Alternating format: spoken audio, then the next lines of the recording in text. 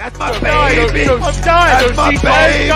We're going at it at 110%. I just want 5 minutes of happiness, please. Just give me 5 minutes. And they scored. They did it. Left. What the hell was that? Oh, yeah. What the fuck are you talking about?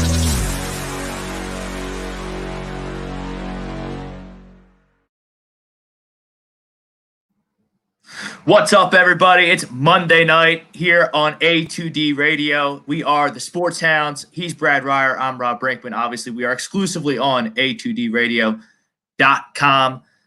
As always, we are live on Facebook, YouTube, Twitter, Periscope, Instagram. Like, subscribe, share. Miss anything here, download us, podcast form, Spreaker, Spotify, Google Play, iHeartRadio, iTunes. Takeover's real everywhere. We got a new show tonight. Stay tuned after the Sports Hounds. It's going to be called Take Flight. It's going to go on after us every Monday. Going to be a great show. Support Flight them. Zone. Flight Zone. Thank you, Frank. No problem. What did I say? Take What flight. did I say? Take Flight. Flight Zone. My apologies. But that's going to be a new show, adding to the Monday lineup here on A2D Radio. Right after us. Keep it here. Brad, it's Super Bowl week. We got early Super Bowl predictions. We got a big trade in the NFL, swapping the franchise quarterback, some picks going around. MLB Hot Stoves heating up. One of the best players in baseball got traded this week. Phillies are doing stuff. The Mets are doing stuff. The Yankees are obviously doing stuff. Hockey, A2D New York is having a field day with the absolute circus that is the New York Rangers right now. We got a lot going on. It's a fun time, but let's take it to our poll question. Obviously, the Sports Hounds are sponsored each and every Monday. Dr. Paul Vidal, specialized physical therapy. 2 convenient locations, Burlington and Cherry Hill. He's our doc. Make him yours too. Many of us and our families deal with mental health and addiction issues. We are happy to support the Counseling Center and Sunrise Detox. If you need mental health therapy or addiction detox, call 856-651-8117. Tell them Tom Arnone sent you. We also Body Check Wellness is a line of product that promote wellness, balance, and recovery by use of full potential of hemp. They come in extracts, blends, gummies, and topicals. Use promo code A2D for 20% off your first order. BodyCheckWellness.com. I don't know if you've heard about the tragedy in Ocean City over the weekend. Big fire on the boardwalk. One of our great sponsors, All Campus, fell victim to it. To help with the costs associated with the fire that devastated the Ocean City boardwalk on Sunday morning, our friends at All Campus, which is located between 10th and 11th Streets on the boardwalk, is one of the businesses affected by this fire. We do not know the extent of the devastation. Prayers and donations are greatly appreciated. There's a GoFundMe page. Check out any of the talents here's social media. Check out A2D Radio's social media pages. There's GoFundMe page. Anything you can give, it's greatly appreciated. I gave 25. If I hit any of the block pools that I'm in, certainly a portion of that will go to the GoFundMe to help out All Campus, one of our great sponsors. But that brings us to our poll question. Brad, a huge trade. It's very rare that teams swap franchise quarterbacks like this. Matthew Stafford goes from Detroit. He gets himself out of Detroit. He's going to team up with Sean McVay, the Los Angeles Rams. So our poll question tonight, the Rams won the Matthew Stafford trade. Agree or disagree? I don't know how this can even be an argument. I think the Rams are clear winners here. I think the Rams are clear contenders moving into next year. Jared Goff, he's the former first overall pick. He's an okay quarterback. He's had his moments in this league. He made a Super Bowl. They got to the divisional round of the playoffs. This year, they win a road playoff game in Seattle against a fairly decent Seattle team. A lot of firepower on that Seattle team. But, Brad, we've talked about Matthew Stafford for years and years. At least I have anyway. Both you and I love him. agreed to get him for our fantasy team. I mean, he's very solid. I've always liked Matthew Stafford. The only thing is, I got to disagree with you a little bit. I think the Lions got a lot of value for him. Now I know he's a good quarterback. This is nothing against Matthew Stafford, but for the Rams, it's a win. It's a win, but I think it's a win for the Lions too. And I'll tell you why. The Lions are not going anywhere with Stafford as the quarterback right now. They've got too many holes to fill. And you know what? They picked up 2 firsts and a third and Goff. So that they may not be done. They may trade Goff. Who knows? I mean, that could be something that they could end up doing as well, and even get more picks. But I think this is a good trade for both teams. I think obviously the Rams are going to be the beneficiaries of this trade now. We'll see about what happens down the road. You have Aaron Donald and Jalen Ramsey, 2 of the best defensive players in the entire league on that side of the ball. They have a phenomenal defense. They have a great pass rush. They have defensive linemen all over the place. They have linebackers all over the place. They have plenty of receivers. They've got a good running back. They got a good offensive line. Their quarterback has always been a bit of a inconsistent question mark. Now you've got a guy who's got a great arm, is unafraid. He is a gunslinger. And you know what? The Rams are going to score a lot of points with him. I mean, you look at this offense now, like Jared Goff is a system quarterback. Everything has to be set up correctly around Jared Goff for Jared Goff to be successful. Matthew Stafford, I mean, he won a couple playoff games in Detroit. He never really got over the hump, but I mean, they're terrible. They're terrible. They're a terrible organization. And they've been going up against Aaron Rodgers in his prime. Bears had a couple good teams here and there. Vikings had a couple good teams here and there. But for the most part, it's been Matthew Stafford against Aaron Rodgers. And he's just not as good as Aaron Rodgers, not to mention that the Lions aren't nearly as good of an organization as the Green Bay Packers. So they get the short end of the stick in that. The Lions have never had a lot of help for Matthew Stafford at all. I mean, let's be honest. I mean, he had Megatron for a while, but they never had a running game to speak of. The offensive line has never really been that good, not since they had Barry Sanders. I mean, really, Matthew Stafford has kind of been doing it by himself, and it's good to see a guy like him finally get a chance with a good team. I think he's gonna be very, very good there. But I think that if you're a Lion fan, I think you have to be happy with the hole you got, though. I mean, I'm devastated. I'm putting a paper bag over my head if I'm a Lions fan. They made a horrible hire at head coach. Dan Campbell, are you kidding me? That guy's a clown.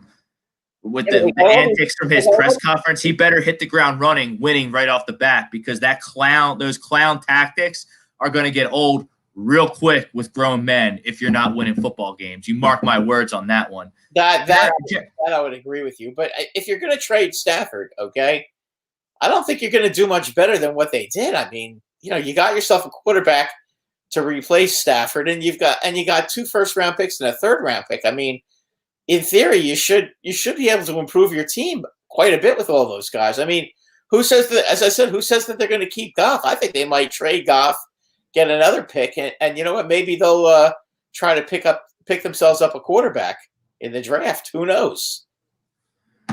They're picking 7th. I think they're picking right after the Eagles. The Eagles are 6th. Lions are 7th. But so they can't go out and draft a quarterback in that spot. Well, I don't know who's going to be there. Be that as it may, they should probably draft a quarterback anyways. I don't know if Jared Goff is going to succeed there. First of all, if you got Kenny Golladay and Marvin Jones there, who probably most likely aren't going to be there.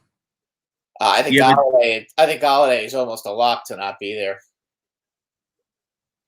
I mean, Don19, our resident Lyles fan, how's it a bad deal? I mean, the Rams just won because they're in win now mode.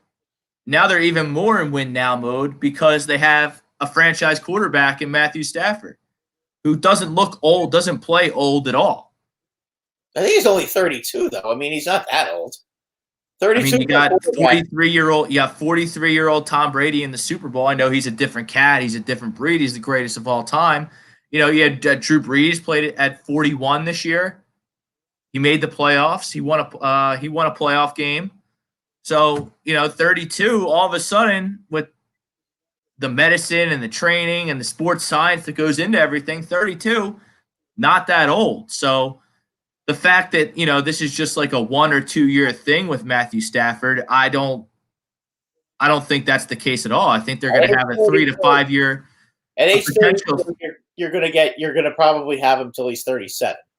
I would think that would be about, as far as they'll go with Matthew Stafford. I mean, unless he falls off a cliff, which I don't see it next year or the year after that. I mean, this is a huge win for the Los Angeles Rams.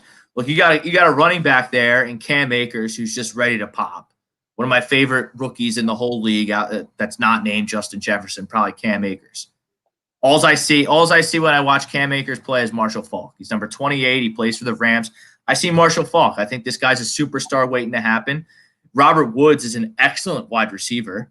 Cooper Kupp is pretty good wide receiver. They picked a guy out of Florida last year, Van Jefferson, who pretty decent player. Josh Reynolds, he can play in this league. They have a tight end, Tyler Higbee.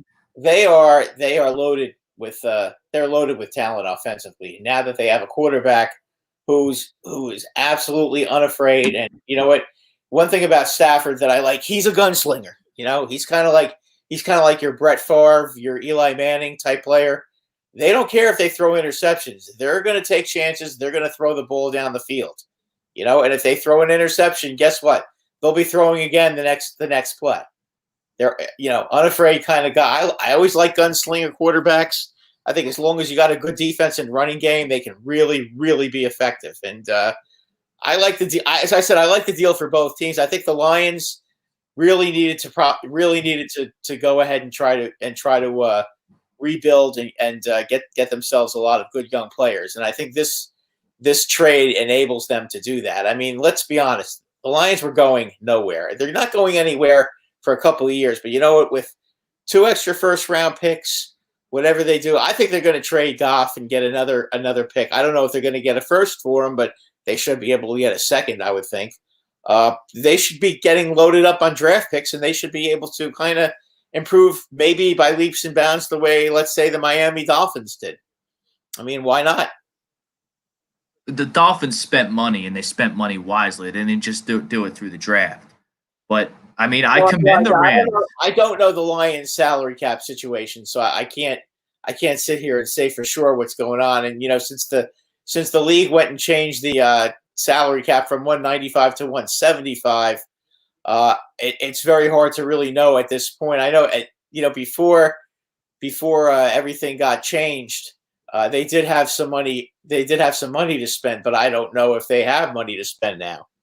It's kind of like the Giants and the Eagles. The Giants had $20 million under the cap before they changed it, and now they're right at the cap.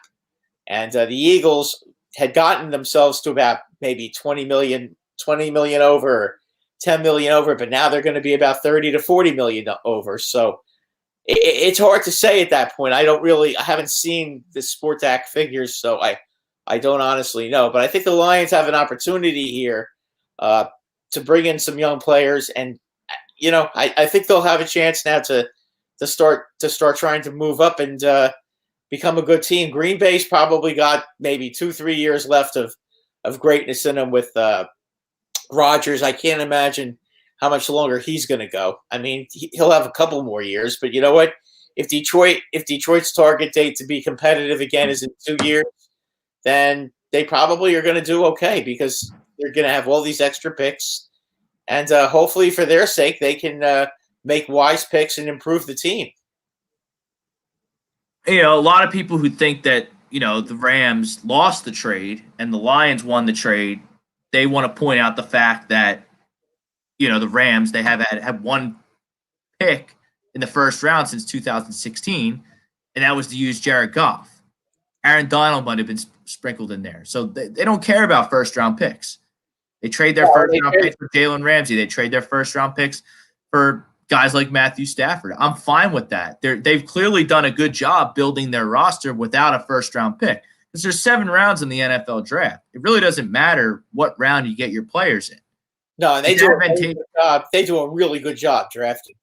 Seems like everybody they draft ends up being a pretty good player. And McVay's a pretty good coach. He's a pretty good coach. And I don't think, look, what you saw from the Rams last year was defense, conservative offensive game plans, running the football. I think you're going to see Sean McVay open up the offense a little bit with Matthew Stafford. I don't think they're going to have to be reliant on, running the ball for 200 yards a game like they did, for example, against the Eagles in week 3 to win football games. I think they're going to be able to go up. They still be able to run the ball that much for the very simple reason that now they can throw the ball down the field and they're not going to be able to line up. Other teams aren't going to be able to put 8 guys in the box. So you never know. I mean, listen, they've got some talent. They got a really good offensive line. And now with a quarterback like Stafford, who's unafraid and he'll get the ball down the field, I mean, they're going to be a really dangerous team in that division for the next couple of years, for sure. I'm going to say it right here. Matthew Stafford is going to win the MVP next year. Well, I don't know about that. I think he's going to win the MVP next year. I think he's going to be. I think this Rams team is absolutely loaded for bear. Now, obviously, this is a premature take a little bit, but I think the NFL world, people outside of Detroit and people who aren't, sports nerds like us here who do shows and just live and die with all this sports, they're about to find out how good Matthew Stafford is because he's been a franchise quarterback hidden on a dog shit organization in the Detroit Lions for years and years and years. And the fact that he's got a couple playoff wins under his belt with the Detroit Lions speaks volumes to his talent. He's very durable, extremely durable. He doesn't get hurt. He's extremely tough. When the game's on the line in the fourth quarter, he raises his level of play. I think that's going to be exposed in a big market like Los Angeles, where the lights are brightest. Out there on the West Coast in a very good division, I think the Rams are going to have a very good football team next year. I think Matthew Stafford's going to win the MVP. I think he's that good of a talent, and I think that McVay is a great coach to kind of rein in his gunslinger mentality. I think Cooper Kupp has 100 catches next year. I think Cam Akers is absolutely ready to pop, and Robert Woods is good a receiver as any in the league, and he's underrated too. So maybe Stafford and Robert Woods can get to the forefront of the league at their respective positions there in Los Angeles. I would – Rosca, I know he's out there. I know he's in the chat. I'd be ecstatic if I'm a Rams fan. Well, I'm making Super Bowl reservations. They're trying to win now, and they really have given themselves a heck of an opportunity to win now. Most definitely. But I think they have a 3-year window with Stafford. Yeah, I would agree with you. That's not win now. Like Tampa was in win now, signing a 43-year-old quarterback. Tampa Bay may have one more year of win now. I think their window depends on Brady. Yeah, I think Brady will come back for another year. I think it might depend on what happens on Sunday. Well, I mean, we'll see. I think he's already made that decision. I think he's having too much fun down there to retire. He's got all of the all those weapons down there. Why would he want to quit now? He's got a really good offensive line. He hardly gets touched most of these games. So why not?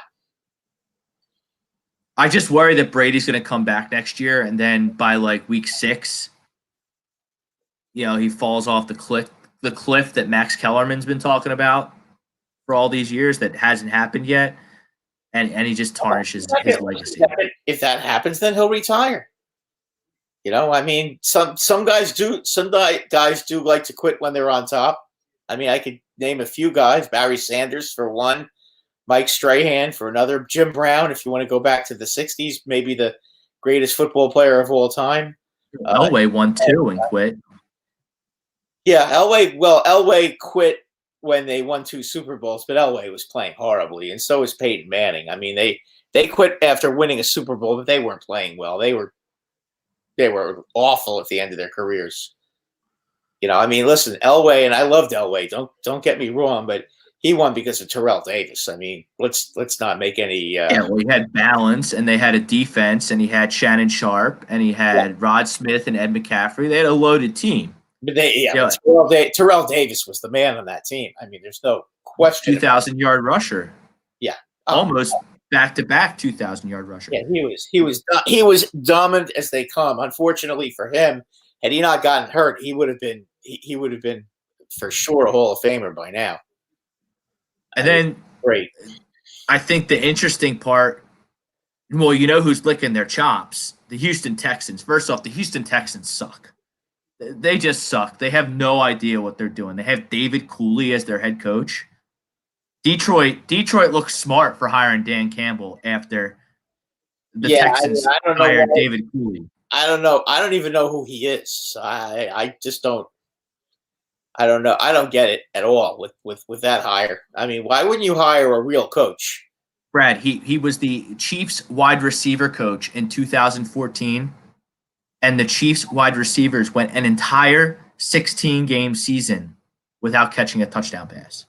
Oh, yeah. I remember that. Yes. Okay. He was the wide receivers coach. Okay. You know who the offensive coordinator of that team was? No, I don't. One Douglas Peterson, former coach of the Philadelphia Eagles.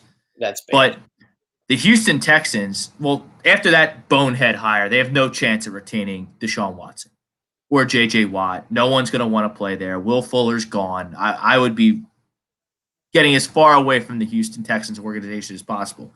But if the Lions got 2 1s, a 3, and a serviceable borderline franchise quarterback for a 32-year-old Matthew Stafford, who's a top 10 quarterback in the league, is that fair to say?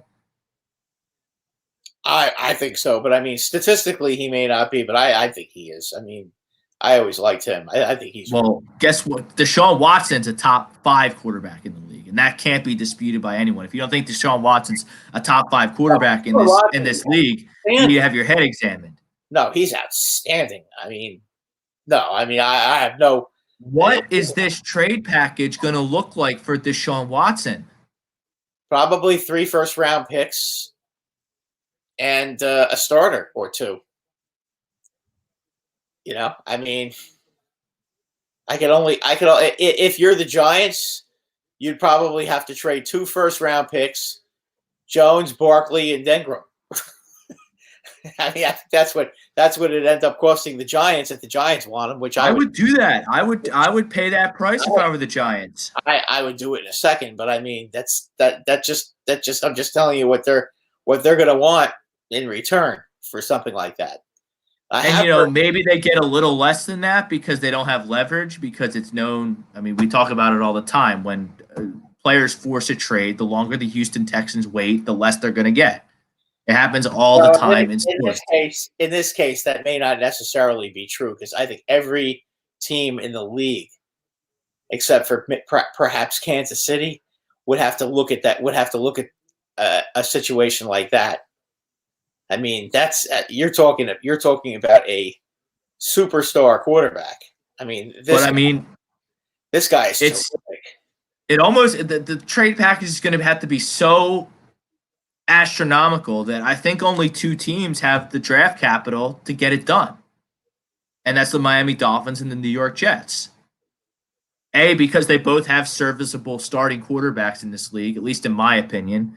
2 is a young guy. I don't think Sam Darnold is as tragic as people make him out to be. I don't know if I don't think he is either. I don't think he's great. I think the Jets could potentially get a lot in return for the second pick if they decide to go with. Because the Jets have 2 and 21. Yeah, and the Dolphins have 3, which is the Texans' pick to begin with, and their pick, which is probably 20 something. That's probably like 20 or something like that. So I mean, as far as that, I think they both have equal draft capital and talent to give up for a trade like that. I look at my own local team, the Giants, and I don't know that they have enough capital to do it. I just don't know. I don't think they do. I think that Houston can get better offers from somebody else. Boy, but I mean, they're boxed in now with Watson. Not really, because as I said, every team in the league, other than Kansas City, has got to examine their quarterback when a guy like Watson hits the trade block. Yeah, I mean, what team does not have to look at that? I mean, New England would love to have a guy like that. Well, how about Stafford saying he didn't want to play in New England? New England was interested. He didn't want to play there. Well, that's interesting, isn't it? Very interesting. Well, I mean, they don't have any weapons, so he'd be going from one team with no weapons to another team with no weapons. You know, they have a lot of cap space, so they could fix that.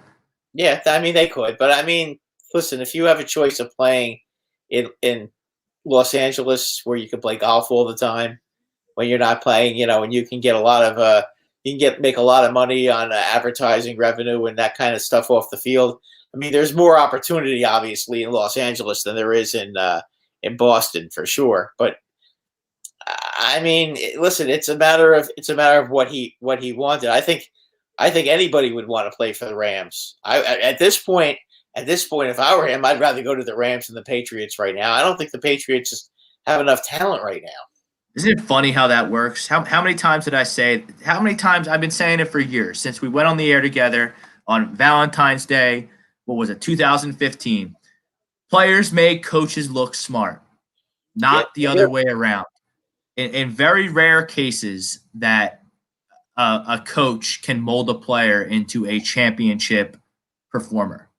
Either you got it or you don't, and you need players to win a championship. And now Tom Brady leaves New England. The people who thought Tom Brady was washed and was going to be less successful without Bill Belichick, I laughed in your face when you said it in August, and I laugh in your face double now because Bill Belichick is now watching Tom Brady in the Super Bowl. Bill Belichick is a 500 football coach without Tom Brady. Well, that's statistically, you're right. I mean, listen, Bruce Arians is no slouch either. I mean, no, but he didn't win anything until he had to go. Like, don't you see? Yeah, no, I understand that. But remember, nobody also saw this coming with Brady either. Saw what coming? That he was going to be that good. I mean, he was a backup quarterback at Michigan. He was a fifth round pick.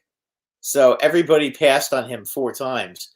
I mean, it's all like sixth round pick. 6th round pick. Okay, so I mean, it just happened to work out that way. I mean, but But let me ask you this, Brad. Let me ask you this, because I think guys like your boy Jeter in New York, Tom Brady, Peyton Manning, Aaron Rodgers, these guys that are just special generational players. I hate that word, Brad, because everyone who can throw a spiral is a generational talent coming out of college these days. It's just a way overused term. If Derek Jeter was on the Royals, he'd still have 3,000 hits. He'd still have 5 championships. He'd still be a first ballot Hall of Famer. Guys like Derek Jeter are winners. If the Detroit Lions picked Tom Brady in the 6th round and not the New England Patriots, guess who would have 6 world championships? I agree. I mean, the Detroit Lions, not the New England Patriots. There is something to be said about guys who are winning kind of players. I mean, that's absolutely the truth. I mean, I couldn't. And you look at the team like the Yankees' history. I mean, like Joe DiMaggio back in the 50s was a tremendous hitter. What did he go to 9 World Series in his career? I believe so. Yeah. Yeah, I mean, don't you think he would have had? Would you think he just magically became good at hitting because he got picked by the Yankees? That if he didn't go to the Chicago Cubs and played center field there, he wouldn't have been any good as a hitter? He had a 73-game hitting streak with the San Francisco Seals, okay, in the minors before the Yankees signed him. So, I mean, he would have been a good hitter no matter what. He didn't even get drafted by the he didn't even get drafted by the Yankees. No, they picked him up. They picked him up as a free agent. He was playing for the San Francisco Seals, and they picked him up. And I mean, obviously they thought he could hit, but the Yankee organization always was able to find great talent. I mean, they were heat-seeking missiles when it came to picking talent. That's for sure back then. Don't forget, there was no draft either. I mean, Right. I mean, that you signed probably guys- not the best example because it was just a total free for all. Yeah, I mean, and, hockey was the same way.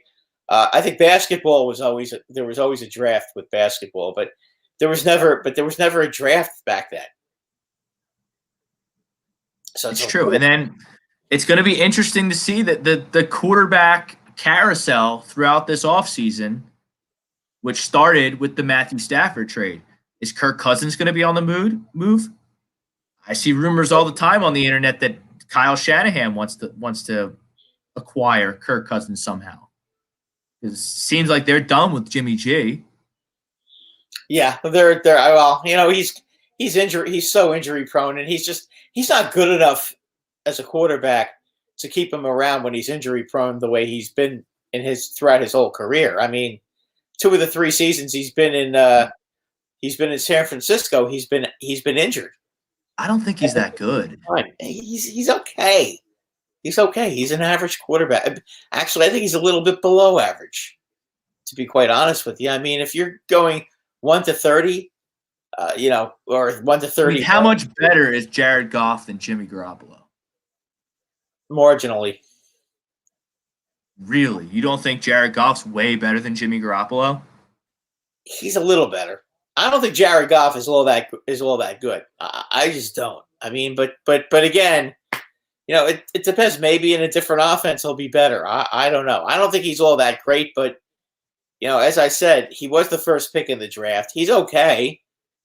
I mean, Garoppolo was a little bit less than okay. I don't like Garoppolo at all. I mean, I think Garoppolo was lucky because he played on a team that had a great offensive line and had had great running backs, and he only had to throw the ball 10 to 15 times a game. I mean, great defense. Right. I mean, it was kind of like the 2000 Ravens.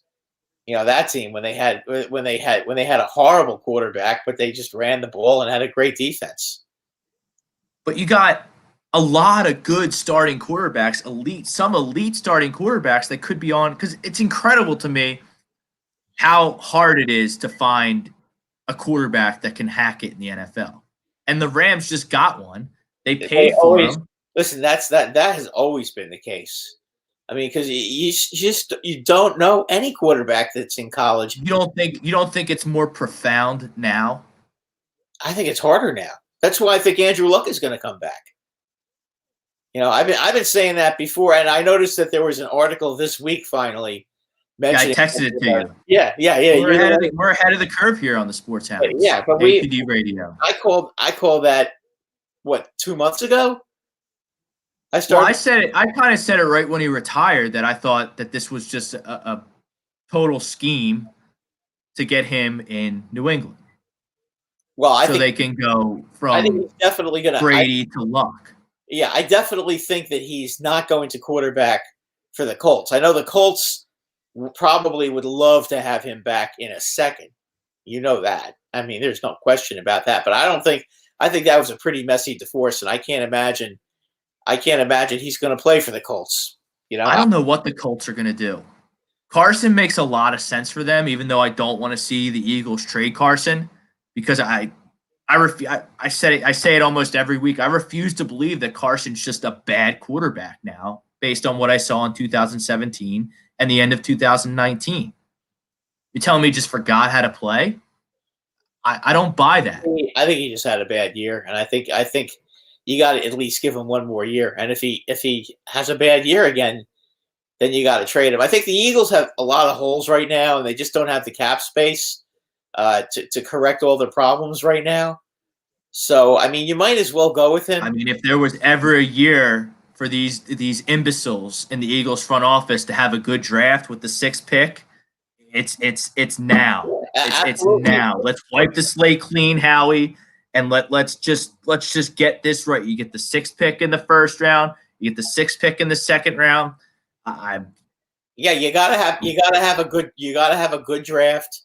Bring in some offensive players that Wentz can work with, and hopefully they're able to find some offensive linemen who are a little younger and not so injury prone, and they can be a little bit healthier, and Wentz can be a little bit more stand-up-ish in the pocket, because I think that last year I think he was a little nervous back there. I think he kind of had happy feet because I don't think he's lucky because he's always played behind such a great offensive line. I don't think he was used to getting beat up the way he did last year. And I think it definitely had an effect on him. Well, look, I don't think – I mean, my opinion on Doug Peterson, I don't think he's had after the Super Bowl, he got worse and worse. Every game he got worse. And I think you hit the nail on the head with Carson Wentz. Last week or 2 weeks ago, you can't lock Carson Wentz in a box. You just got to go let him play like Carson, or don't put him in the game. Yeah, I think part of the problem was with Carson Wentz. I mean, obviously Carson's got to be a little bit more understanding that he's part of the problem. It's not everybody else. He's part of the problem. He's a jerk off. He's a franchise quarterback. He's a diva. He's a jerk off. I'm convinced of that now. Doesn't mean he's a bad player. But you know what? If you have a coach that tries to play to his strengths instead of, I shouldn't say that. He's not a jerk off because I think he's a good person. But I think that after 2017 and the success that he had in his rookie year, I think his head got a little big. And I think his ego got bruised because Nick Foles was able to come in and close out the Super Bowl when Carson tore his ACL. But I mean, listen, Carson's ego shouldn't be bruised because they won the Super Bowl. I mean, come on. No, it shouldn't. But you know how these guys are. You see it all the time. Phil Simms didn't get that way. I mean, if you remember when the Giants won the Super Bowl in 1990, I mean, Phil Simms had the Giants at 11-1. And then he got hurt in game 13 against Buffalo. I mean, I get that. But and Hostetler came in, and he was okay during the in those last 3 games. But I mean, he was fantastic in the playoffs. That just happened. You think Simms would give back his 1990 Super Bowl ring? No, I don't think Carson would give back the 2017 ring either. And they don't win. They don't win without Carson. No, they just don't. Absolutely not. I mean, that's the thing. He was good in 2018. He certainly wasn't. He certainly was pretty good last year. But this past season, he was not good. And to be honest with you, Rob, this past season was the first season really that the Eagles did not have a good offensive line. And I think a lot of the problems could go away if the Eagles get their offensive line together. I really think that might be pretty much all it's going to take. I mean, it's not like he doesn't have the ability. He didn't forget how to throw the football. And then everyone with Nick Sirianni in this city, you got to chill out. You can't tell if this guy's going to be a good football coach or not based on an introductory press conference. He's not good at public speaking. I don't care. Are we okay? Did I miss something with Doug? Doug was awful with the media. He was stumbling around, stuttering around all the time with the media. Well, I mean, based on Adam Gase on his in his opening press conference and how bad that went, maybe that has something to do with it. I mean, I don't know. I mean, it's certainly not a good sign, but it means nothing. I mean, that means nothing. You think in training camp anybody's going to care about what his press conference was? Think the players are going to give a crap? I mean, how many of the players do you think even watched it? A lot of the guys that are going to be on the team this coming season are going to be new players anyway. They're going to make some. And a lot of his boys from the Colts that he coached and was in that locker room with said, you got to chill out. This guy's going to be okay. He's not okay. He's not great with the media. That's fine. We had Doug Peterson, who was awful with the media. He was always bumbling around, losing his cool, getting snarky all the time with the media. So, what are we talking about? What are we talking about with Nick Sirianni? I mean, it has no bearing on how he's going to be as a football coach. I think they have a great staff. I think Tony Sirianni, unlike Doug Peterson's coaching staff, I think Tony Sirianni's coaching staff has Tony Sirianni's fingerprints all over it. He brings in Gannon, the DB coach, to be the defensive coordinator. He brings in the quarterback coach from Florida to the same position. He brings in an defensive line coach from Auburn. He brings in the quarterback coach from the Chargers.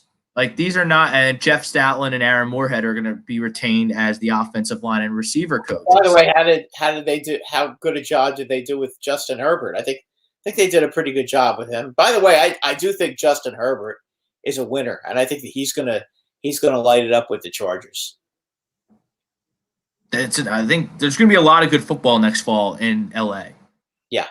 I truly believe that. Between the Rams and the Chargers, Roska's probably really happy somewhere. Now that the Chargers, now that the Chargers are going to have a real coach instead of Anthony. Yeah, I mean, Anthony Lynn was terrible. I mean, Justin Herbert, he broke all of Peyton Manning's rookie quarterback records. Yeah, Peyton Manning. Yeah, Justin Herbert looks like a stud. And like, I think their defense is going to bounce back strong. A lot of injuries there. I don't know. Everyone just needs to relax with Nick Sirianni. Yeah, let it breathe. Let it see. Let's see what happens. I agree. Because the dynamic in Philadelphia, we all know, is flawed. And everyone who hates Nick Sirianni and wants to lash out about his press conference is mad that Howie Roseman still has a job. Howie Roseman wasn't going to lose his job. I've been saying it for years, ever since Jeffrey Lurie turned his back on Howie Roseman in favor of Chip Kelly in that whole debacle, and it blew up in his face.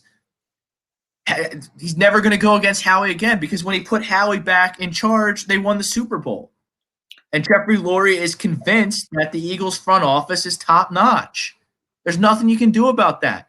What you have to hope for is that the players that Howie Roseman and those goons think are good, Tony Sirianni and his coaching staff, can get the best out of them. Well, hopefully they can coach them up. I mean, that's what the dynamic has to be in Philadelphia. Yeah, you need That's how it is. I can't change that. I hate that Howie Roseman still has a job. I hate that Jeffrey Lurie owns the team. I think he's a soft owner.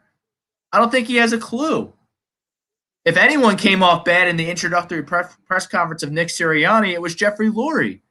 He hijacked the first 20, 25 minutes of it, talking about how nonsense that doesn't matter. Oh, well, he really cares about people. I don't care if he cares about people. Obviously he cares about people. He's a coach. Yeah, so did Doug. Give me a break. Sure, Doug cared about people. That's not why you fired him. You fired him based on wins and losses. That's what everybody does. Well, some bullshit went on. Bullshit went on with Doug and the Eagles. You don't know what happened, but but bottom line is, Rob, if Doug won this past year, he wouldn't have gotten fired. Of course not. Winning wins everything. And if Tony Sirianni and Carson Wentz, he fixes whether it's Hurts or Wentz. If Sirianni and that quarterback that starts for the Eagles are 6-2 on November 1st in first place of the NFC East, no one's going to care about his press conference. No one's going to care. And Carson Wentz, God forbid, don't talk, Carson. If Carson Wentz is listening to the Sports Hounds right now, don't talk to the media until you're contractually obligated to. Only bad things can happen.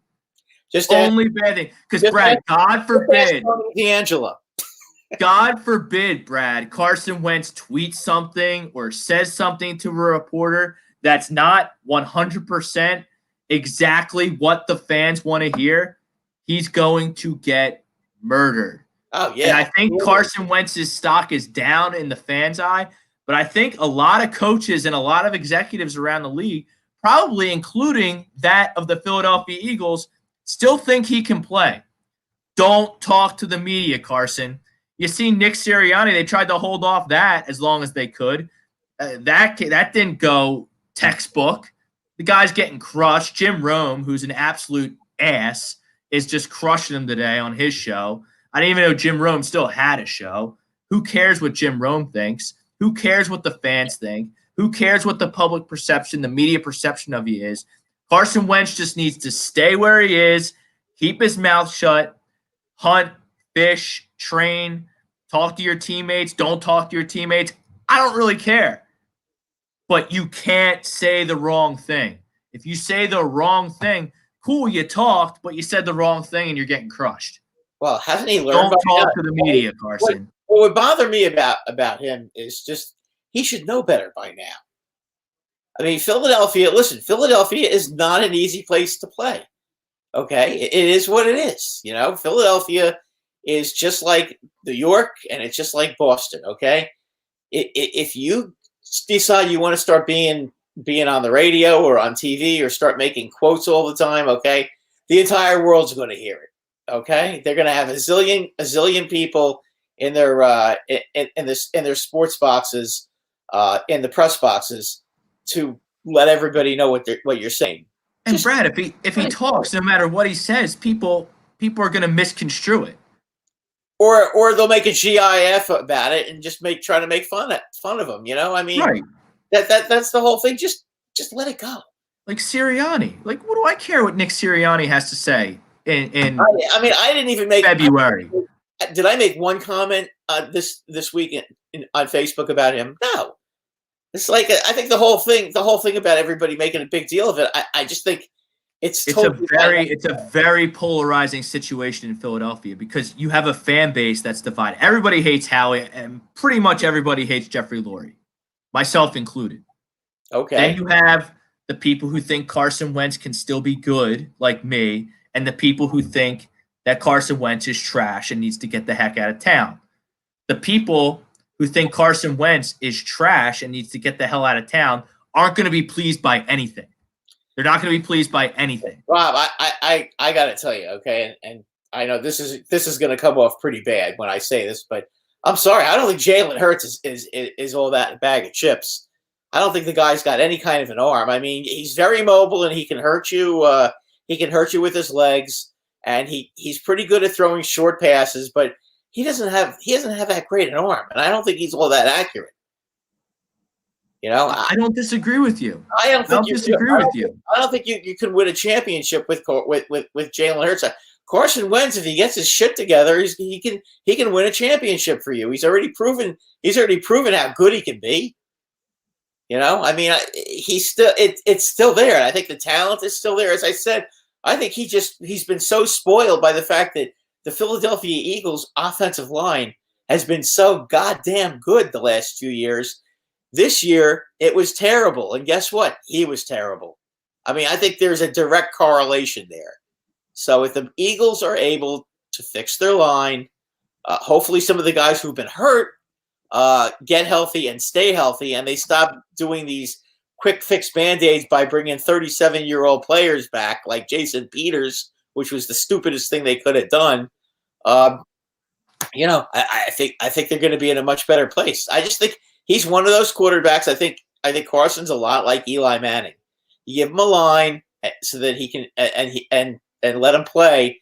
He'll be fine. If he has to run for his life all the time, he's gun shy. He's been hurt so many times that you know he probably is a little intimidated. And I wouldn't blame him. Listen, the guy tore up his knee. He broke his back.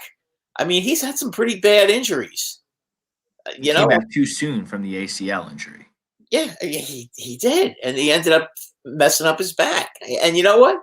Listen, those kind of injuries, you know, I think with those kind of injuries, he might be a little, you know, I mean, it may be a self-protection thing. But I think if the Eagles get themselves a good line and fix that part of the offense, I think they're going to be okay. And you know what? If he has time to throw, then we can really see what these receivers are like. Guys like Rager and Fulgham, and you know, those guys were young receivers.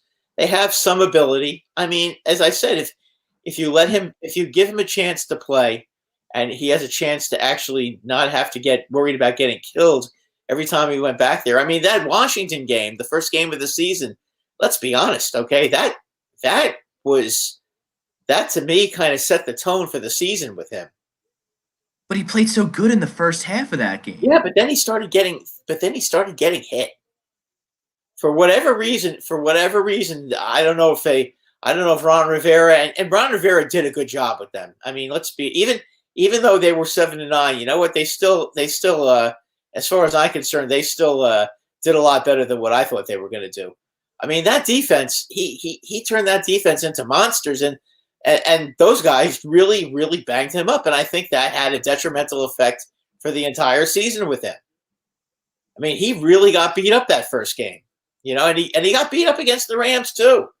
I mean, he did a nice job late getting scoring, and he did a nice job late against the Ravens too when the Ravens started playing prevent defense. And he did a nice job there. I mean, he still has a good arm and he can be accurate, but he needs to be able to go back there and not have to worry about getting killed. Yeah, he's not Aaron Rodgers. He's not a guy who can run away from the pass rush all the time and make plays like that. He's got to be able to go back there, move around a little bit, kind of like Big Ben used to, and be able to find the open receiver. He can't just get jumped on like he did. I mean, what did he give? What did they have? Six sacks that first game, or was it 8? I can't even remember at this point. It was a lot. It was way too many. It was a lot, and it seemed like every third down he was getting sacked, and it seemed like he got sacked a lot this year. I mean, am I wrong? He got sacked a lot this year. Yeah, I mean, he held the ball too long as well. I mean, that played a part of it. But let's get to some comments here. Pete Evans is in the house. Tommy Arnone's in the house. Pete Evans agrees to the poll only if they win. Like, I mean, no shit, Pete. You can check out more apt analysis from Peter Evans on Birds of a Feather. Airs tomorrow night here on A2D Radio. Agrees to the poll only if they win. Rams are gonna win. They're gonna win. I wish I could put a futures bet on it right now that they're going to be a very, very, very strong team in the NFC. They're gonna win that division. I mean, Greg Milakovic, what's up, fellas? He agrees to the poll. Goff was holding the Rams back. Stafford is a pimp. I agree with the Goff hold because I think McVay can really dip into his creative offensive mind now with a guy with an arm like Stafford. Oh yeah. Stafford, you heard it here for MVP of the league next year, Matt Stafford. Could be. I mean, listen, if you're comparing them to the other teams in that division, okay, the Cardinals still aren't ready yet. Get the Cardinals off my radar. Yeah. Kyler Murray, he ain't got it. Cliff Kingsbury, he ain't got it either. I mean, he just doesn't have it. The jig's up with those guys. I mean, defense. These guys, these undersized mobile quarterbacks, the fad is going to run out on them. Yeah, I agree with you. The fad is going to run out. Hurts. Lamar is special because he's so quick, but he's never going to win a Super Bowl or win any type of big game because he can't stand in the pocket and even make 5 throws, let alone the 15, 20 you're going to need to win a huge game. Rob, it would be nice if he had a big-time receiver to throw the ball to. But Brad, besides, take that out of it because, Kenny Golladay, Chris Godwin, Marvin Jones, Keelan Cole, there's a lot of receivers. There's a lot – Allen Robinson. There's a lot of receivers that the Ravens, the Patriots, the Giants, the Washington football team, the Eagles, if they can figure out their cap, can sign and they'd be an upgrade. But, Brad, why do you think the Ravens get smoked by the Chiefs every time they play them? Because Mahomes is a mobile athlete, but can stand in the pocket and make every throw in the book. Lamar can't make throws. I don't think Hurts can make throws.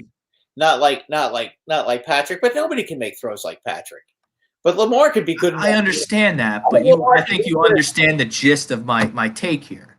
Yeah, no. I understand the gist of your take, but I do think that if he had a game-changing wide receiver, I think that might make a difference. So let's say the Ravens go out and they sign Kenny Golladay, who I think is an excellent receiver when he's healthy. He has problems staying healthy, but I think he's an excellent receiver. Is that automatically means Lamar Jackson's going to be able to stand in that pocket in January, in February, and make the necessary throws from the pocket he's going to have to make to be successful at that time of year? I'm not buying it. I'm not. Well, I'm going to give you an example of someone who was completely a different quarterback because his team went and got a really good receiver, and that's the Buffalo Bills. Jake Allen, who was okay his first 2 years, all of a sudden you bring him in a great guy like Stephon Diggs. Between the two of them, Stephon Diggs had a career year, and Josh Allen was fantastic last year. Okay, I understand that. Allen was a run. Josh Allen has a cannon for an arm. Josh Allen's 6'6", and Josh Allen is every bit the athlete that Hurts and Murray are. Let alone, Lamar. I've just never seen someone with the first step like Lamar in any sport, let alone football. But Allen can run the ball. Yes, he can. He can run the ball. Listen. Here's the thing. As I said, you put a big time receiver on the Ravens. I think that makes all the difference in the world. I don't know. I'm not buying it. I'm not buying Lamar. I'm not buying Lamar at all. Michael Chrome's in that. Rams are a scary team. It's going to be fun to see how Stafford looks surrounded by a complete team for the first time in his career. Should be interesting to see him against Green Bay and New England and Tampa Bay next year. It's going to be very interesting. The Rams were good anyway, and now all of a sudden they have a top-notch quarterback in there. That's just going to make that team all the better. I think I think they have to be overwhelming favorites to win that division now.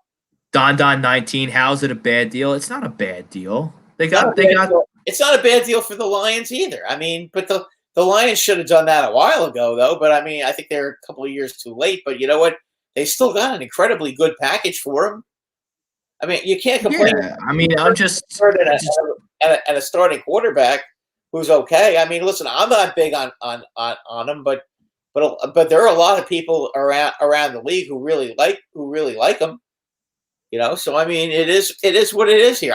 I think that Goff is going to get traded. That's my opinion. Okay, and whether or not that happens remains to be seen. But I think he's going to get traded. I think the Lions are going to go and they're going to try to get another pick, and then go pick a quarterback. It's hard to know for sure because we don't really know what their management is thinking. If there's a quarterback in the draft who they love, who's going to get down to that level. Can Mac Jones get down that low? I haven't really looked at mock drafts, but it seems like Trevor Lawrence is going to go first. There's a quarterback from BYU that's probably going to go pretty high, and Justin Fields from Ohio State is probably going to go pretty high. There's a few quarterbacks that are there's like 4 or 5 quarterbacks that everybody seems to like. Obviously the two favorites are Lawrence and the guy from Ohio State, obviously. But at this point, you have to say that there's still plenty of quarterbacks for them to go after. John Lynch, he agrees with me that Campbell fits more of a high school college coach. Don't know if grown men will buy into it. Grown men are going to buy into it if they win. Exactly. Listen, did we know about? They're not going to win. It's the Lions. Did we know that McVay at his age, a young guy like him, was going to be so good? It's different. He's not a rah-rah guy. Yeah. Campbell's like a rah-rah pep rally guy. Yeah, that's true. Jake Friel agrees with the poll, but Detroit did well too.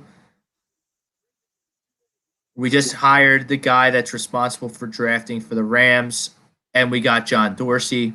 Okay, Don 19. Look, I hope the Lions do well with their picks. I don't know if Don he listens to our show every week, and I hope he has something to root for next year. Maybe they keep Goff or they get the next.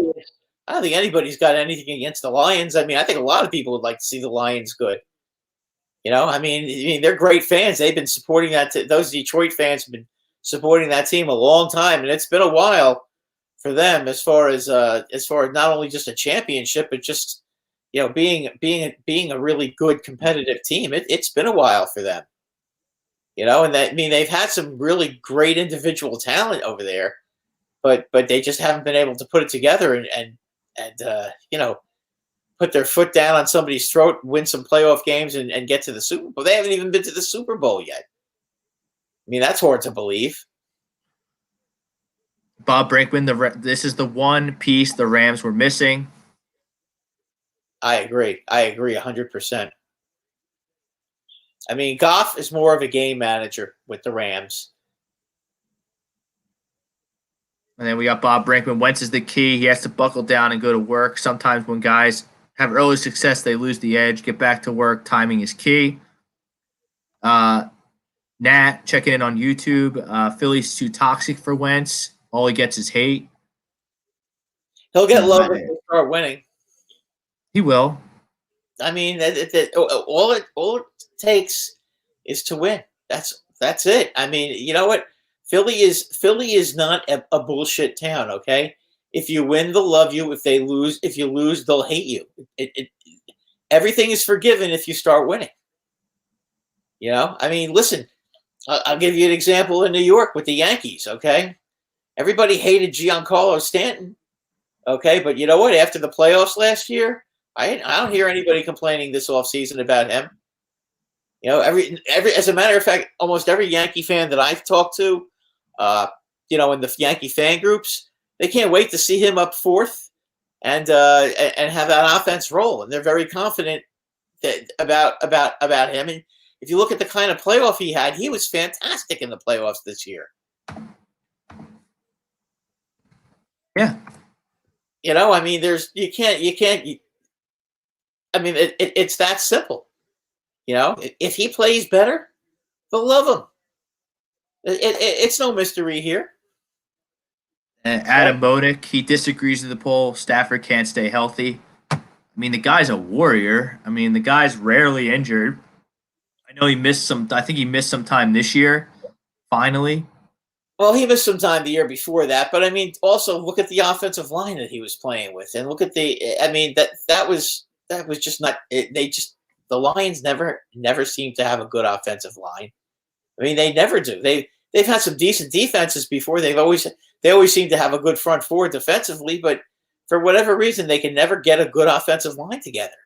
I mean, not since Barry Sanders. I mean, it's hard to believe that the Lions have had guys like Barry Sanders and Megatron, and yet have never gone to the Super Bowl. It's mind-boggling, to be honest with you. I mean, two all-time great players, and you know, nothing. I mean, they haven't even been in a NFC Championship game. I think since the '60s, maybe the '50s. I couldn't tell you. I mean, they haven't won a championship since Alex Karras was on the team. So that's they played Dallas, Stafford, and I think that Dallas beat them. So maybe Matthew Stafford doesn't have a playoff win. I can't remember him ever winning a playoff game, but you know, when they were in it once. When has he ever been in a position where he could actually do something like that? I mean, listen, he has a chance now to do something special. So, you know, we'll see what happens. Yusef Khan, I just rewatched last week's episode, and I got to ask Brinkman, why would we trade Chase Young and 19 for Deshaun Watson? That trade doesn't benefit the Washington football team at all. Yusef, he's a Washington fan. I totally disagree, Yusef. You can win without an elite. You can win a championship without an elite defensive end. Plus, you have Montez Sweat. This is a quarterback-driven league. I mean, you get a 26-year-old top 5 quarterback. You go for it. I go for it. I trade Chase Young and 19 all day. Oh, all day. Who's the quarterback in Washington next year? Absolutely. I mean that Kennicky guy. I mean, he was cute for a hot minute there in the playoffs, but he's your franchise quarterback going forward. You're not going to get a guy in the draft at 19 unless you get lucky on a second-round guy like Kyle Trask or Mac Jones or some guy that not even on the radar right now. I mean, I don't know what Kirk Cousins. What that team's going to do with quarter. I mean, Alex Smith can't play anymore. His legs. You get a trade for Jared Goff. You give up some picks for Jared Goff to Detroit. Detroit flips him right away, which is what you alluded to. Like, you got to give to get. And maybe you can get away with giving up Chase Young and maybe a second round and a fourth round pick. I don't know. But I don't think Chase Young in 19 is even enough to get Deshaun Watson after I saw what Matthew Stafford went for. That's see if I were the Washington football team, he'd be off the table. I wouldn't trade him for anybody because I know it's Chase Young. I wouldn't trade him because it's just as hard. You're getting Deshaun Watson. I understand that, but you got to at least try to trade somebody else. I mean, whether one of the other guys, because that's a tough one. I mean that is a tough one. I mean I think he's going to be the next Aaron Donald. I mean he's already incredibly good. I mean he is so good, and he's still. I mean that was his rookie year, and he played like that. I get it. I mean I just don't think there's. He has the ability to be Reggie White. He has the ability to be a player like Lawrence Taylor. That's how good that guy is. That guy's a beast. But guess what? Reggie White didn't win nothing until he had Brett Favre as his quarterback. Well, it is a quarterback-driven league, and that's the. And guess what? Jonathan Allen and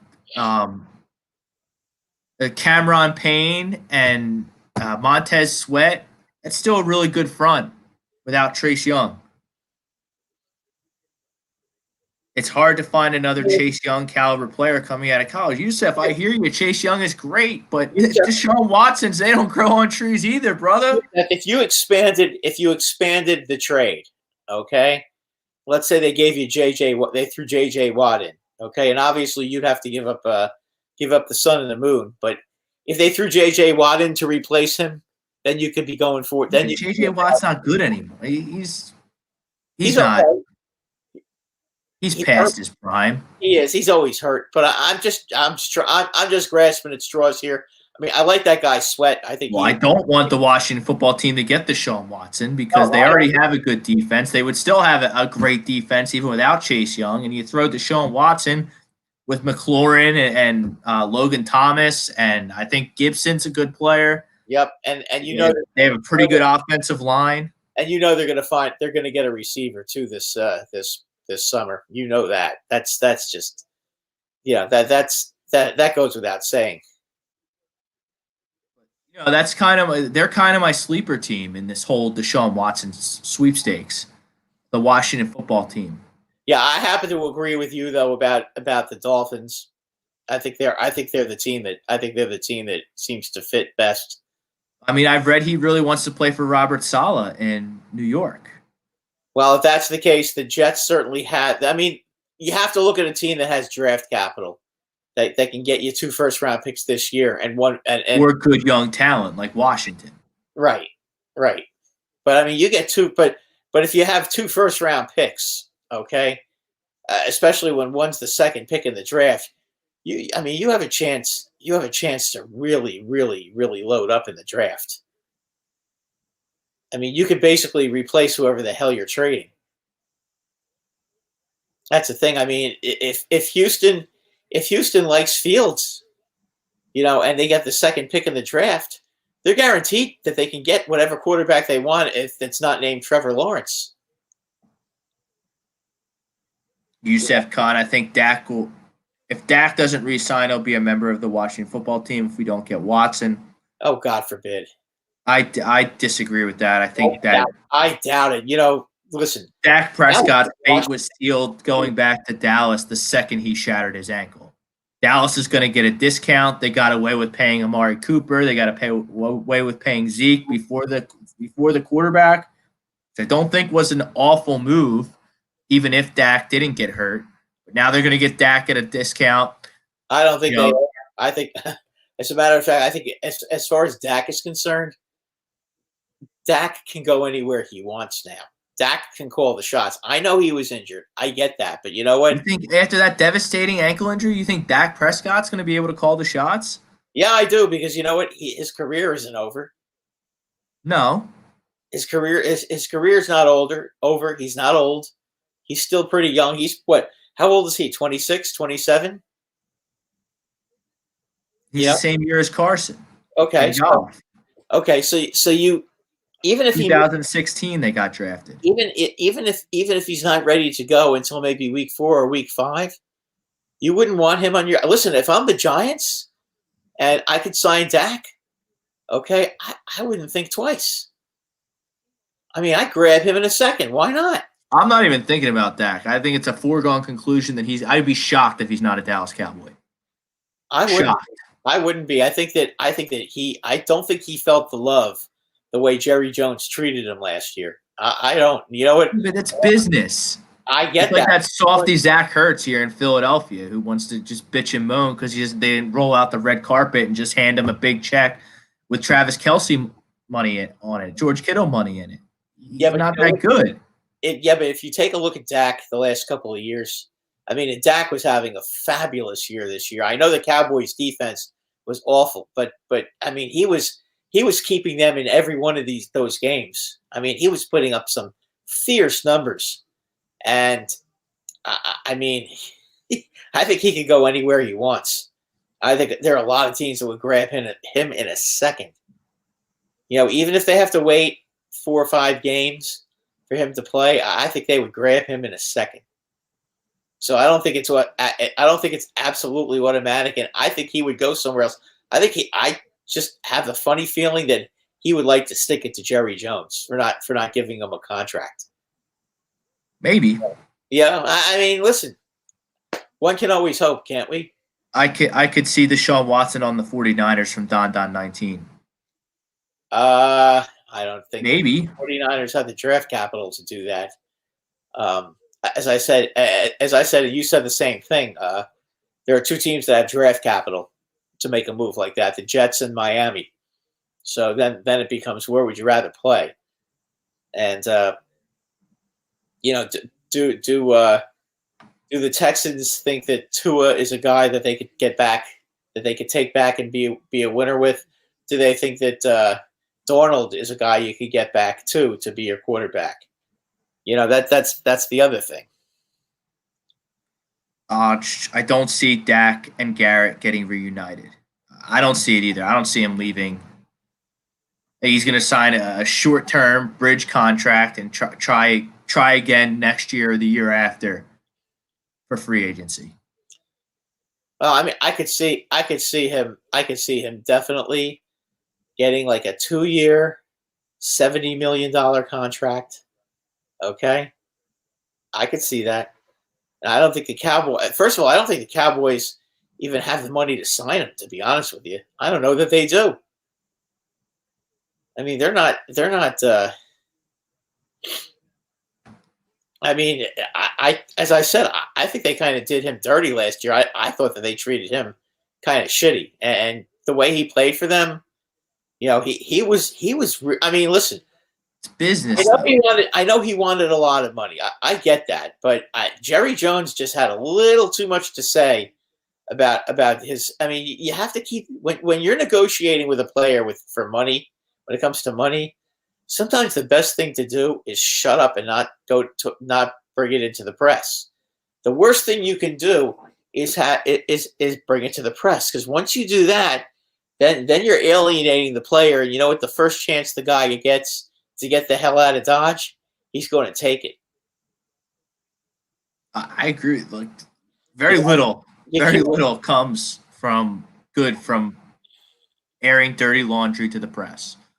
Yeah, no, and I think all it does is it makes the player pissed. I mean, I'll give you an example again with the Yankees. Okay, Randy Levine, who was one of the senior vice presidents, was always bad mouthing Dellin Betances. Every time they went to arbitration, they made him go to arbitration, and he kept going to the press and going to the press and going to the press every time. You know what? As soon as Dellin became a free agent, guess what? He took off and went. See ya. Not only did he take off, He went to the Mets because he knew that would piss the Yankees off, which it did, by the way. Because we, as Yankee fans and the Yankee management, nobody wants to see the Mets get any of our guys ever. The Phillies are one thing because you know what? Nobody in the Bronx really gives two shits if the Phillies get their players or not, but not the Mets, and certainly not Boston. Although that trade with Ottavino was very strange, but be that as it may, that's what I'm talking about. That's my point with Dak. Super Bowl. It's Monday. Kicking off Super Bowl week here on A2D Radio. Give you some official predictions. I got some prop bets start up for you. Brad, I like the Chiefs. I really do. I think they're the better team. Eric Fisher being out concerns me a little bit, but I think that Mahomes and that offense. First off, what in the world is Scotty Miller doing? Going on Twitter and social media and going to the press saying that he can beat Tyreek Hill in a race. Scotty Miller cannot beat Tyreek Hill in a race. Not in a billion, gajillion, gabillion years would Scotty Miller ever beat Tyreek Hill in a race. Did you see Tyreek Hill play last week? He ran circles around a first-team All-Pro corner named Tre'Davious White. Nobody circles around him. The Buffalo Bills, an outstanding defense. They couldn't catch him. They couldn't catch him at all. Nobody can run as fast as him. But I will say this about Scotty. Scotty can run. A lot of guys can run. Well, if you're in the NFL and you're a wide receiver, listen, Mike Evans can run too, although he's a little bit more physical a player. But Scotty can run. I mean, there's no question about that. I think Tyreek Hill has a monster game on Sunday. He's 13-1 to win MVP. I'm all over that. DraftKings, if you do your bidding on DraftKings, your sportsbook is DraftKings, they're offering a 55% odds boost on a single Super Bowl bet. So I boosted that 13-1 odds on Tyreek Hill up to 18-1. Tyreek Hill, his over-under for receptions is 6.5. I absolutely love that. I take the over in that. He's definitely going to get 6.5 receptions. Yeah, his receiving yards over is 91.5. I'm all over the over there. I'm all Tyreek Hill up. He's going to win the MVP. He's going to have a monster game. Why would you even give him Baltimore? Did you see what he did at Tampa Bay? The first time they played, he had 200 yards in the first quarter. And you want to call him out before the biggest game of his career? Yeah, are you out of your mind? That's not a real smart thing to do. I'm all over the Chiefs. I'm all over the Chiefs. It could get dicey if those edge rushers have as good a game as they did in Green Bay. Because Barrett and Jason Pierre-Paul, your boy, they were all over Aaron Rodgers. They really couldn't. The tackles on Green Bay really couldn't do much about them. They couldn't run the ball either, Green Bay. But I'll take Spagnuolo. Spagnuolo, the kryptonite of Tom Brady. I'll take that. I like Andy Reid with an extra week to prepare. All due respect to Tom Brady, who is the GOAT, but I said last week that Patrick Mahomes, when it's all said and done, will be the greatest quarterback to ever lace up a pair of cleats in the NFL. I'll take that. And then I have the bulletin board Tyreek Hill nonsense. Oh, yeah, they have the best tight end in the league by a country mile, too, Travis Kelce. No, he's unbelievable. However, I am going to go with the Tampa Bay Bucks. And I think the reason that I like Tampa Bay is because I think that they are going to make Patrick have to run around like a maniac. I think he's going to feel the heat. He's going to get hit. And I think the Chiefs are going to end up being one-dimensional. I could see them trying to double cover both Kelce and Hill, and then take their chances with the rest of the guys. I think that the physical part of the game, I do think that Tampa Bay can out-physical Kansas City, and they can definitely run the ball and run the ball a lot better than Kansas City can. I mean, Leonard Fournette has been absolutely sensational. I think they can control the ball. I think they can wear down Kansas City's defense, and I think I think both teams are going to score a lot of points. I like Tampa Bay here. I like the score to be 34-31. See, I'm all over the under here. I like the under more than I like the Chiefs. Under 56.5. I mean, I think that's a lot for a championship game, don't you? I think this is going to be a track meet, this game. You got two great offenses, but I do think that the one thing I do think is that the Tampa Bay defensive line, I think, has the ability to cause turnovers, and I think they're going to cause a couple of turnovers, and I think that's going to be the difference. I don't think there's going to be very much punting in this game. If there's more than 5 punts in this game, I'd be shocked.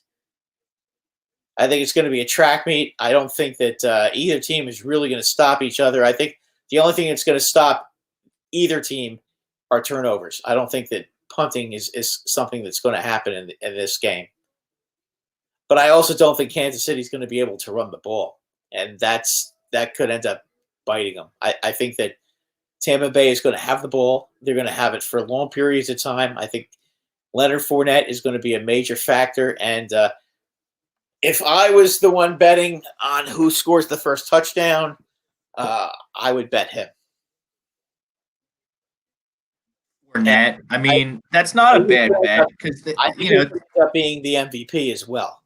So I think he's going to dominate this game. He's going to run for a ton of yardage. And I'll be honest with you, Rob, if Tampa Bay is going to win the game, he has to be huge.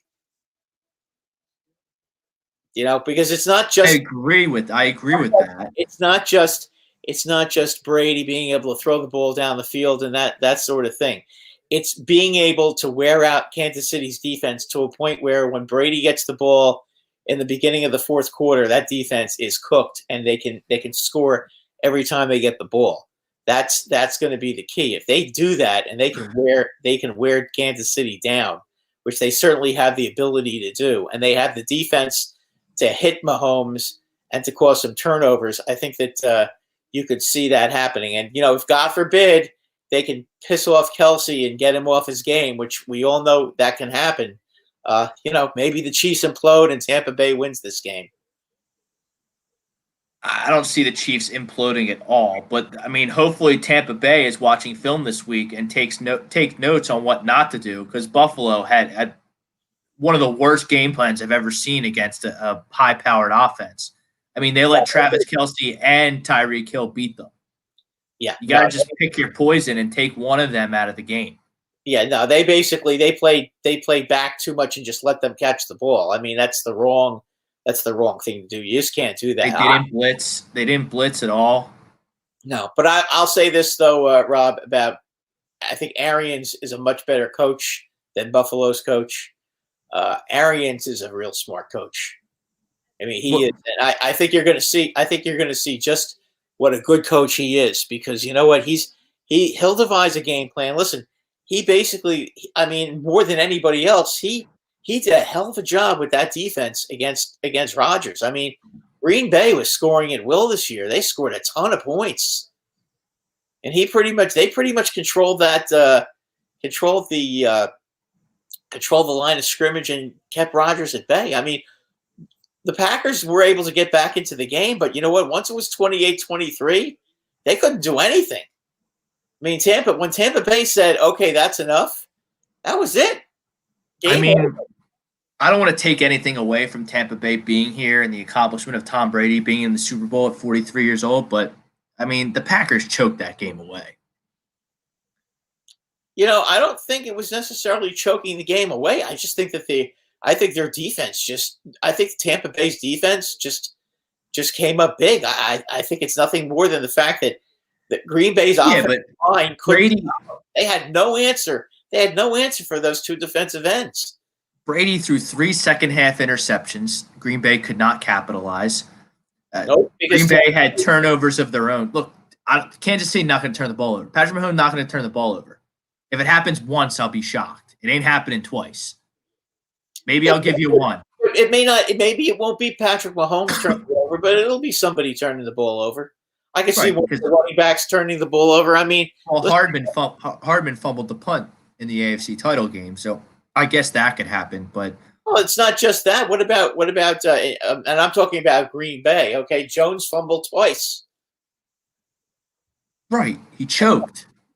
Well, yeah, I don't know if he choked as much. The end of the first half, that was nonsense. That Well, shouldn't that have happened. That's that not was- the Chiefs aren't going to make those little mistakes like that. They're just not. No, I would agree. I mean, you're right about that. My point being, I guess what I'm trying to get at is I think Tampa Bay has to play a damn near perfect game to win the Super Bowl, whereas I think Kansas City can maybe play a B- game and still win this football game. Ooh, I don't There's, know. there's about much that. more. There's a much wider margin of error for the Chiefs I think than if there is the Buffalo. Than there is for Buffalo. I agree with you, I do agree with you about that. However, if Kansas City doesn't play their best football, they're not going to win this game. I mean, they better come out and play. If I they don't know about that. I think they're a significantly better football team. if Kansas City plays their best, they'll win. I would agree with you, but they may not. I mean, and again, don't take that Tampa Bay defense lightly, because you know what, I took them lightly personally. I thought the Saints were going to beat them. I thought the Packers were going to beat them, but you know what, they completely stopped the Saints and they completely stopped the Packers. When the Packers needed to score, they had no answer. When the Saints needed to score, they had no answer. And you know what, I that convinced me. The Packers have plenty of guys plenty of good offensive players, and so did the Saints, but they couldn't get it going. If Tampa Bay wins this football game, it'll be because Eric Fisher tore his Achilles in the AFC title game, and those two edge rushers. I'll give you that. I'll give you that. That's a big part of it too. That's a big part of why I think that Tampa Bay is going to win the game. AK Eagles 88. What does Green Bay have to do to take that last step? First off, they have to grow a set, go for it on fourth down. You can't make little mistakes like being a wimp on fourth down with 2 minutes and 9 seconds to go. You can't give up a touchdown at the end of the first half. You can't draft a quarterback in the first round when you have Aaron Rodgers and then be surprised when you don't go to the Super Bowl. You got to get weapons. You need a weapon. They need Scantling. I'm going to tell you Scantling and Lazard. I mean, they're not. I'll tell you one thing. Well, Adams might be the best receiver in the league, but what Green Bay I think what Green Bay really needs is a defensive lineman who can get between 10 and 15 sacks. That they need that kind of a player on defense. Maybe they end up with J.J. Watt. Maybe. I mean, listen, their defense has always been the problem in the playoffs. I mean, you got to figure out what's going on with Aaron Jones, too. Are you going to pay him or not? Because I believe his contract's up. Oh, he's a free agent now? I believe I saw that, yes. Yeah, but if they would have went for it, everyone would have said, why didn't he take the 3 points? No. AK, look at the situation. There's 2 minutes and 9 seconds left. You're down by 8 points. You really think you're not able to 3 and out Tom Brady? You're not getting the ball back. You're not getting the ball back. You got to go. Even if you go for it and miss, you have Tom Brady and that offense pinned all the way back.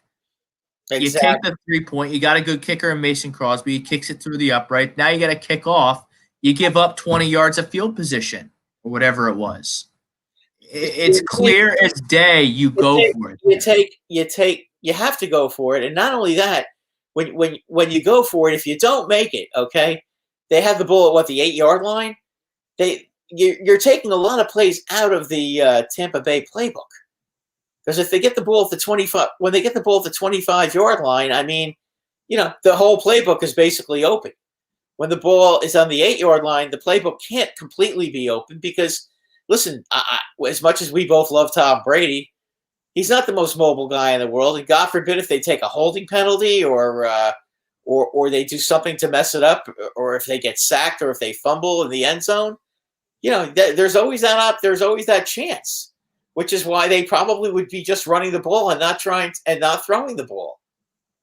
And then on 19, I thought Green Bay made a smart decision there to go for 3. It's not smart. It's not smart. You can't justify it being smart. It's a wimpy, analytic, nerd move. it is. The And MVP of the league, you're on the 10-yard line. how many times did Green Bay do that? I mean, how many times did they keep just going for field goals? I mean, it was just like Buffalo. Buffalo against Kansas City. Every time it was 4th down and 1 or 4th and 2, they're kicking field goals. I mean, you know what? You've got to be more aggressive. You can't play like that.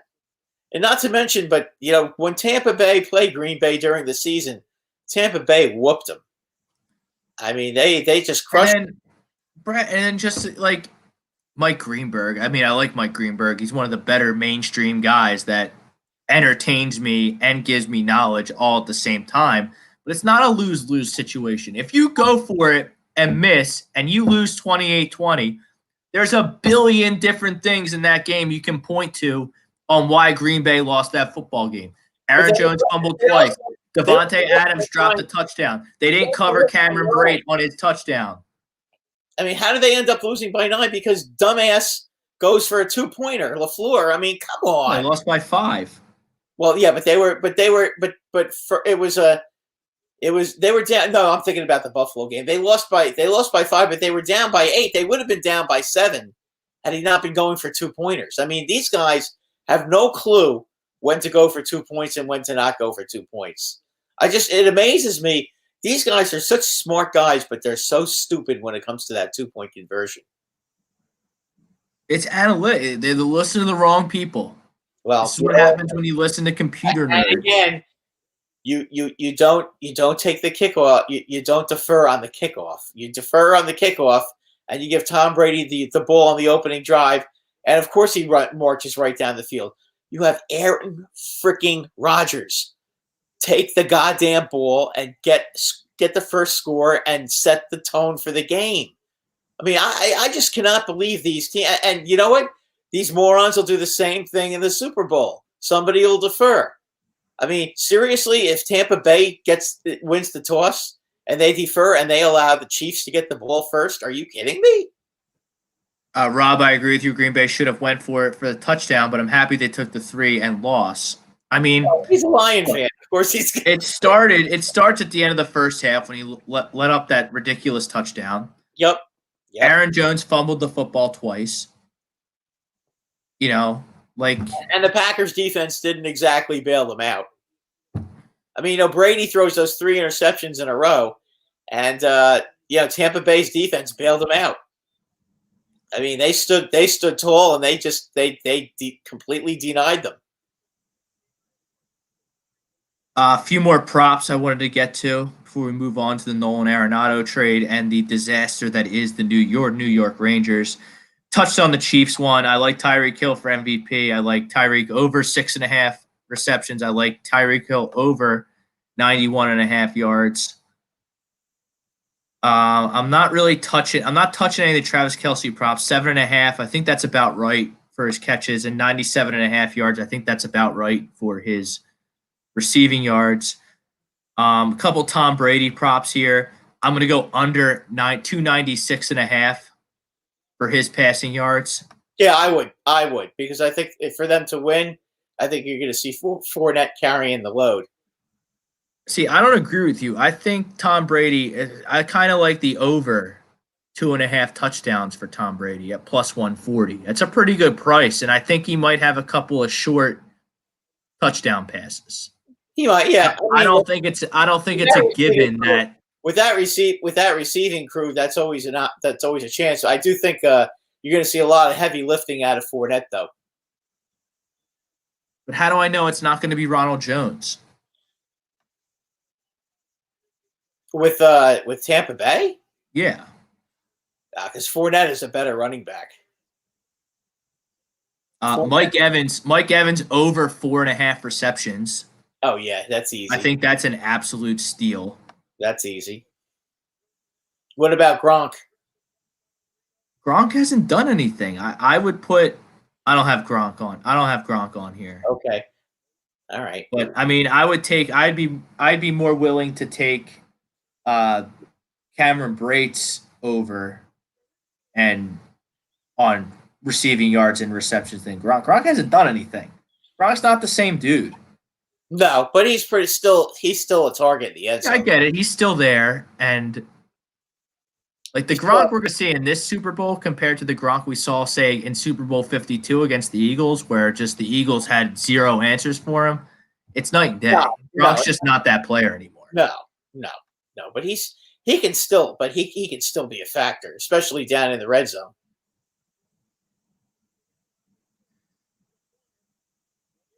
I mean, there's no question about that. Listen, if you're talking about weapons, Tampa Bay's got weapons too. Okay, they got plenty of weapons. They have both the running game and the passing game. I give Mahomes the edge over Brady right now at this point of their careers. But you know what? I do think that the Kansas City Chiefs, as far as who's going to cause turnovers, I think you're going to see Tampa Bay force some turnovers, and I think that's how they win the game. So I guess you like under 6.5 punts then? Yes. Yeah. And then do you like total interceptions in the game? So both quarterbacks' interceptions to be over 1.5? Brady could be over. I think you're going to see fumbles because that's what it seems like. It seems to me like Tampa Bay is pretty good at forcing fumbles. I mean, those guys really, really go for the football, and I do think that's going to be what ends up winning the game for Tampa Bay.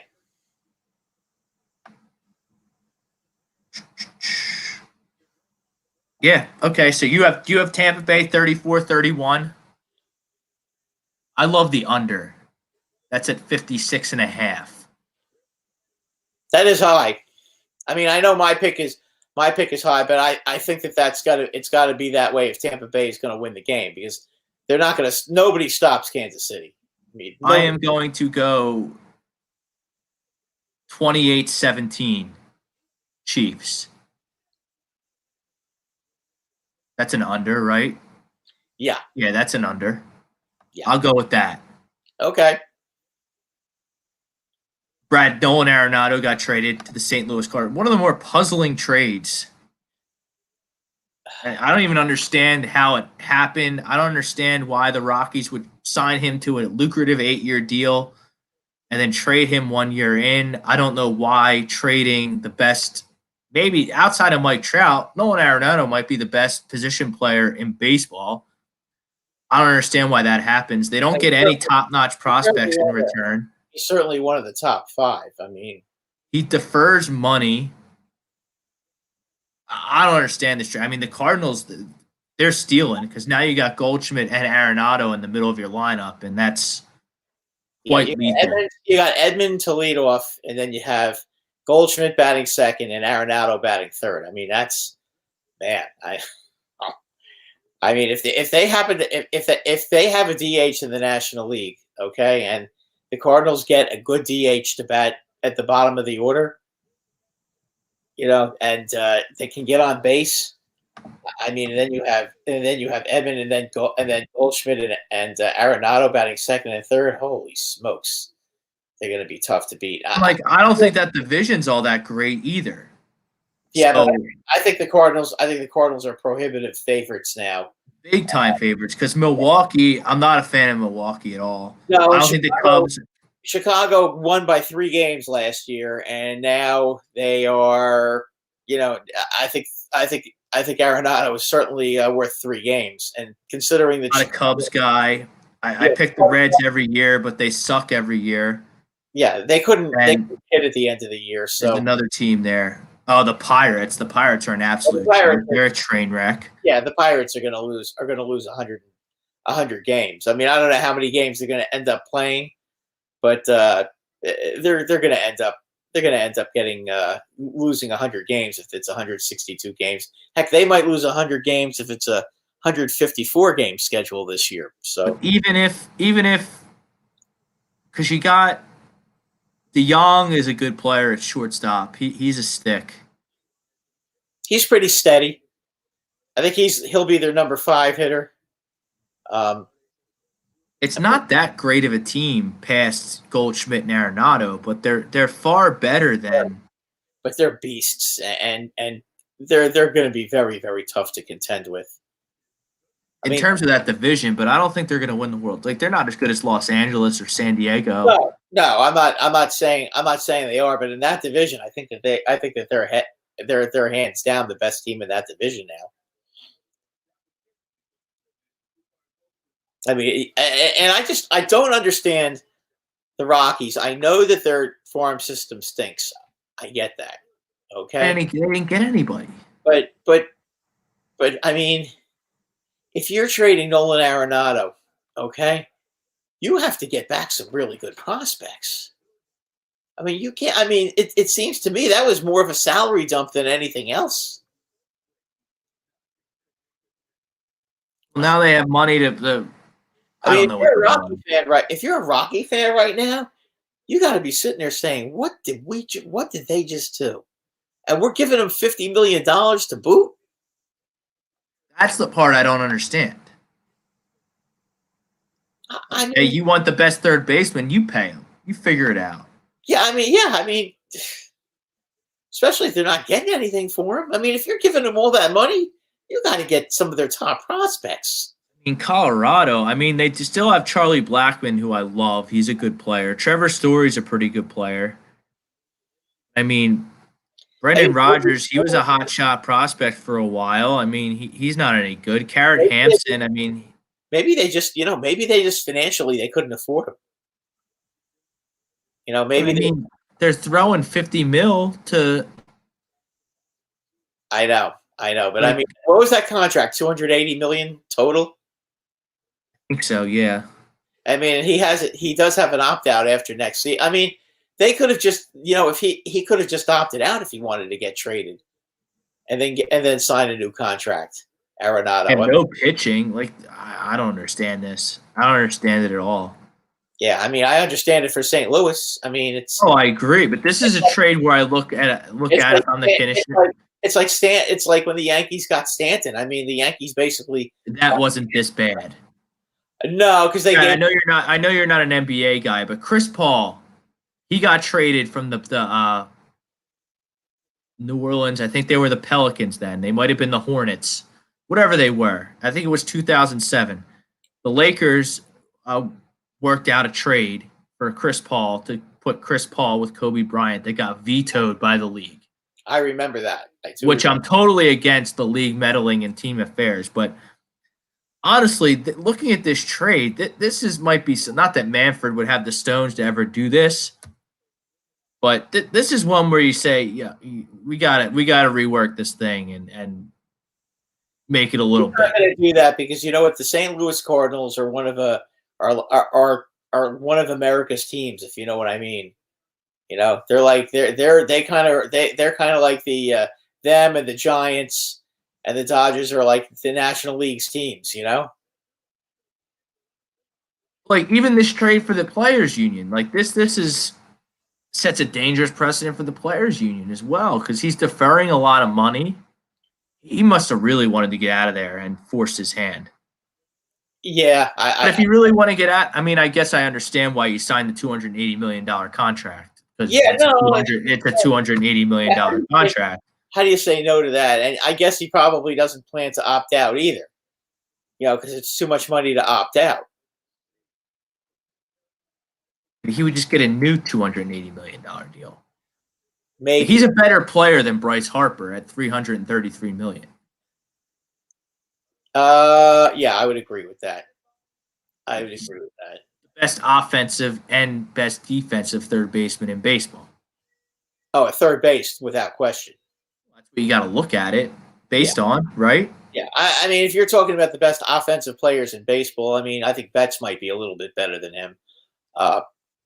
Drew, at least based on last. Brennan, they sent the money to help to compensate the Cardinals cap. I mean, yeah, I get that part of it, but I mean, why should the Rockies have to give up $50 million and the best third baseman? Doesn't make any sense to me. Yeah, for garbage. I mean, let's let's be It's honest. not like they got. It's not like they got a top 5 prospect in the It's not like they Cardinal got, system. it's not like they got Jason Dominguez, I mean, it's not like they got a guy like that, I saw something today, Rob, on MLB Network, okay? And they were talking about Jason Dominguez, and they said comparables, okay? They put Bo Jackson, Mickey Mantle, and Mike Trout. I mean, are you kidding me? What the hell are you doing? Why would you put that kind of pressure on somebody? Yeah, let's relax. Yeah, seriously? He's the Martian. He's the Martian, right? Yeah, but I don't think the Yankees are saying that. I doubt the Yankees would say that about anybody. That's him. He's the 16-year-old, Dominguez. He's the 16-year-old from Latin America. He's 17. He's going to be 18 in a couple of months. Yeah. And he's the Martian. His nickname's the Martian. He's a freak because he's hitting 450 foot. He was hitting 450 foot home runs at age 16. But let's relax with those comparisons. Huh? Yeah. Let's relax with those comparisons.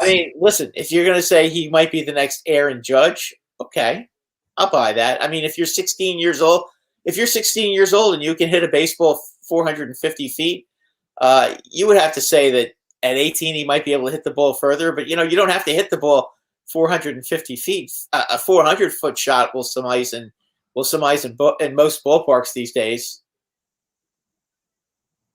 Yeah, Cardinals, NLCS, no doubt. I don't know about that. Washington loaded up. The Braves are loaded up. The Dodgers are loaded up. The Padres are loaded up. And let's see what let's see what the Phillies do, Rob, because let's talk about the Phillies, because I'm actually excited for the Phillies. We got about 2 weeks till spring training. They got their everyday lineup set. You bring back Didi, 2 years, $28 million. You give JT Realmuto his nut. You bring in Archie Bradley. Brad, I know you alerted me to some Trevor Rosenthal rumors in regards to the Phillies bullpen. Yeah, on MLB Network today, they were talking about Kevin Millar and Harold Reynolds, the ones that were before them. I think Chris Rose and whoever the hell else that geeky guy that's with them. They were talking about Trevor Rosenthal. The Phillies are talking to Trevor Rosenthal. I think he'd be a good pickup. I do think the Phillies really need to go out and get another strong bullpen pitcher. I like Bradley. I think that was a really good move. But Bradley can't do it at all by himself. Okay, and if you want to win this division, or make the playoffs, you got to spend just a little bit more money. One more guy. Great job getting Didi Gregorius back and not having to pay a fortune for him. You saw what he can do. Is he Mr. Consistent? No. He's about as erratic a bat as you're ever going to find. But one thing you would have to agree with me on about Didi Gregorius is that this guy, when he's hot, he can carry a team, and he can carry a team for like a month. And then the Phillies, they got boxed in on Didi because you're not starting Gene Segura at shortstop. We saw what happened when that. Well, they could have gone out and got Simmons, but Simmons is not the offensive player that Didi Gregorius is. And Semion's a better player than Didi Gregorius. No, I disagree with you on that.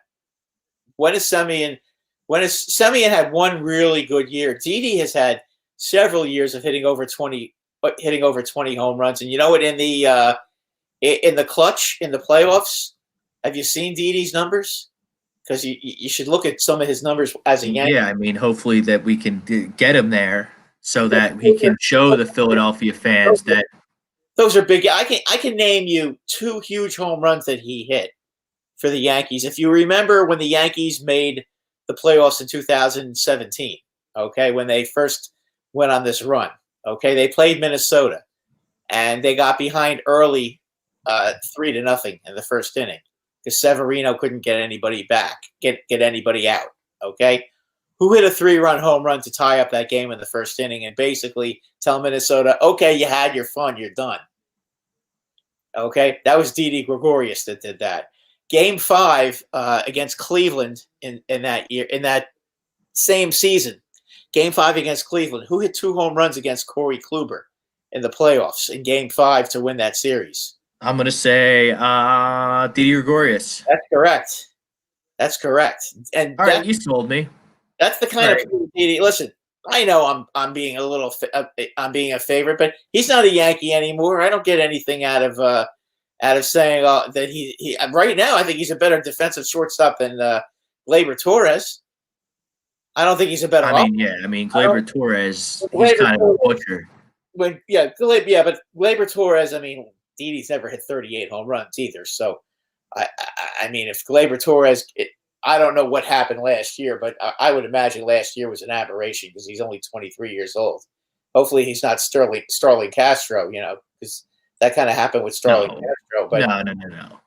But, I mean, you watch Didi play, and he's got really good range. I mean, he's one of the most underrated players you're ever going to see. He does everything well. I mean, he hits lefties. He's gotten a lot better at that. The only thing he doesn't do is get walks. And I mean, if that's that important to you, he's not going to be a leadoff hitter or a number 2 hitter. He's not that kind of a player. But you can put him in the middle of your lineup, and you're not going to miss a beat. And he's a nice player to have. I mean, you have your big power hitter in Bryce Harper, but you do to have 2 guys that can hit home runs from the left side really balances out your lineup. And I think that's important for the Phillies. Because, I mean, your stadium everywhere is easy to hit home runs. So he can definitely hit home runs to left field in your stadium. He doesn't have to just pull the ball all the time to hit home runs like he did in Yankee Stadium. And I think another thing with the Phillies is you're going to get a full season with Alec Bohm at third base, who I think could potentially make an all-star team if there is an all-star team. Right, and you don't have to put the kid in there who hasn't really done all that much in the major leagues. I can't remember his name. Scott Kingery?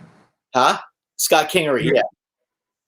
He's just not that good. He might start in center field because they're just, unless they do something, they really need a center fielder. But you don't have to put him at second base and have you don't have to put him at second base, and I think that's going to be pretty important. No, we got Mean Gene, the hit machine, Segura at.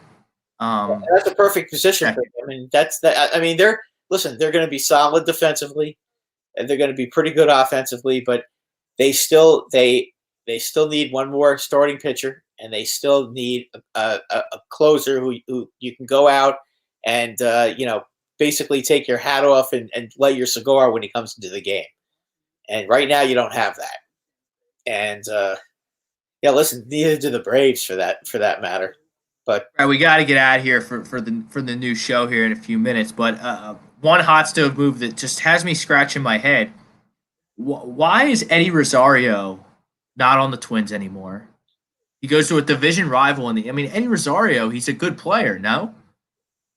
Yeah, I wanted him to play left field for the Yankees. So you got me there, Rob. I don't know. But, hey, real quick before we go, because I do want to get into your Rangers, and they're an absolute train wreck. Angelo, by the way, they're playing excellent hockey tonight. They're ahead of the Penguins with about 4 minutes to go, 2-1.